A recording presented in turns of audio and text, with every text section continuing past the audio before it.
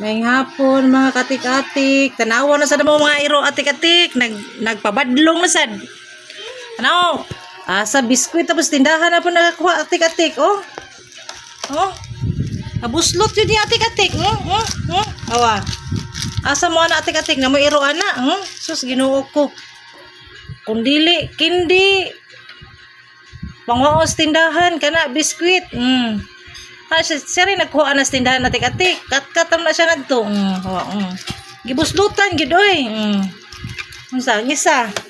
Ang isa intaw kung naay mga tagak mo si tigkaon. Usa porte yung kit-kit gibutang pas unlan. Dili.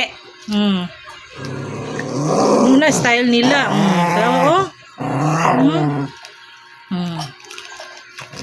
Nabuslutan gid niyang biskwit nangatagak man di sad niya ipakaon kay sira mo kaon tinawa isog kay siyang tawa biskwit portig yung kaunas portig yung buslutas biskwit gyud sa kananya pag-abli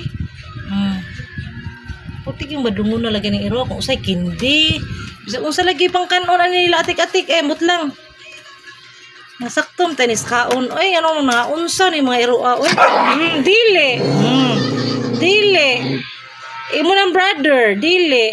Tawag ko mga katik-katik. Asa man ka na mga katik-katik. Naitaw siya. Darawa. Paana, dana, asa ngita lang lang yung biskwit.